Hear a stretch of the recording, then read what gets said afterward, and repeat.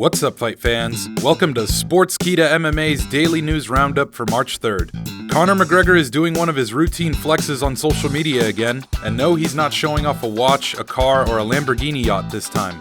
McGregor now has his sights set on buying a football club. In a recent tweet, McGregor posted one of the most well-thought-out and elaborate proposals to purchase a sports team ever. The tweet consisted of a screenshot of text messages that reads, "Chelsea for sale, £3 billion, let's buy it," and was captioned, "I wish to explore this." McGregor of course tagged Chelsea FC, looking to expand his empire from McGregor Fast to McGregor Goals. And this potential purchase might have something to do with the fact that owner Roman Abramovich decided to sell the club amid the Ukraine war. But this isn't the first time McGregor publicly announced his intention to become a football mogul. Earlier last year, McGregor tweeted, "Hey guys, I'm thinking about buying Manchester United. What do you think?" And although doubters have pointed out that Chelsea FC is vastly more valuable than McGregor's latest reported net worth of $200 million, there are ways around that. It might involve negotiations, a team of ultra-wealthy investors, and an unbreakable titanium shin bone. But leave it to Conor McGregor to buy a whole sports team. Nothing is surprising at this point. Yet it would be a smart career decision if he doesn't want to come back and get choked out by Charlie Olives. Do you think that Conor McGregor's Lamborghini yacht got boring after a while, and that's why he decided to pursue Chelsea FC? Jorge Masvidal recently exposed that Jake Paul offered him $5 million to box him. In a recent appearance on The Fight Fan with Pete Hoffman, Masvidal spoke on his desire to earn money by fighting the best in the world, and I hate to break it to you, he doesn't consider Jake Paul the best in the world. Masvidal had this to say, "For me to say that I want to fight Jake Paul is not something that interests me. I've prepared my whole life to fight the best of the best. He's not the best of the best. I've always said two things. Either I want to fight the best of the best or make a lot of money. At the current time, he doesn't fit any of the categories. Selling 70,000 pay-per-views and you're calling my name out? No, you need charity, and I'm not doing that right now." Masvidal's sneaky diss about selling 70,000 pay-per-views comes from the leaked reports of Jake Paul's most recent boxing match with Tyron Woodley that generated a measly 65,000 buys, although Paul would dispute the figures. Masvidal once trained with Paul for a brief time leading up to his first-round execution of Ben Askren, and what was once a glimmer of friendship quickly turned into a sizzling piece of beef, something Masvidal is no stranger to. Do you think Masvidal would think differently about a boxing fight with Jake Paul if he destroys Colby Covington at UFC 272? Dan Lambert has one of the most unique insights into the grudge rivalry between Covington and Masvidal, and recently sat down with ESPN MMA to share some more details about the turbulent history. Lambert's storytelling brought a special life to the memories of the two fighters at American Top Team, his famous MMA gym. He eventually spoke about the incident of when he had to kick Covington and Masvidal out of the gym and shared how Masvidal reacted to it. Lambert had this to say, "Got a phone call from Jorge a minute after that basically said, 'Hey, dude, you can't kick me off that team. I've been there longer than anybody. I'm like third in line to take that team over when a couple of you guys die. You can't kick me out of your team. I'll be there tomorrow.' Kind of went back and forth a few times and told them, 'No man, it's just what we gotta do. Sorry, there's nothing we can do about it.'"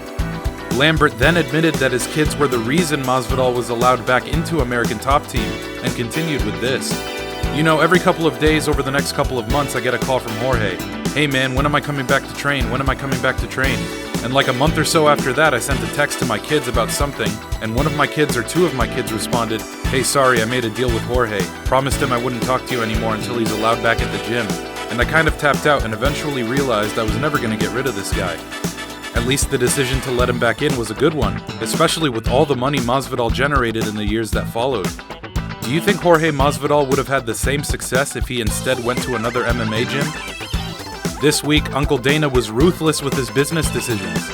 First, he basically took back what he said to Khabib over the phone about his boy Islam Makhachev getting a title shot after Makhachev's team allegedly turned down the Rafael dos Anjos fight. Now White even went on to deny his star pupil in Conor McGregor over talks of him making his return right back into title contention. This is an idea that everyone is dying to see play out. On the one hand, would the UFC really put McGregor back into a title shot after dropping 2 to Poirier? On the other hand, think of the shitload of money they'd make. But White was asked about the potential fight by Kevin Iole of Yahoo Sports, and the UFC president gave a swift and decisive answer. Conor's nowhere near ready to start fighting again. Conor still has to go through a lot of shit. However, maybe Uncle Dana woke up on the wrong side of his mansion this morning. Because that's not what he said just a few days ago in an interview with The Underground. White said this: "It's gonna depend on who the champion is. The champion has some say in that too. Who's gonna be the champ when Conor McGregor comes back, and what do they want to do? If you look at Oliveira, right? If it's still Oliveira by the time he comes back, maybe Oliveira wants Conor. Who knows? I don't know. We'll see what happens." Do you think Conor McGregor's title shot is entirely dependent on how Dana White feels that day? And last but not least, the incredible press coverage on UFC 272 has provided for some much-expected sound bites from both main event fighters. Recently, Colby Covington sat down with ESPN MMA and addressed some of the allegations Masvidal made about Colby not paying his coaches.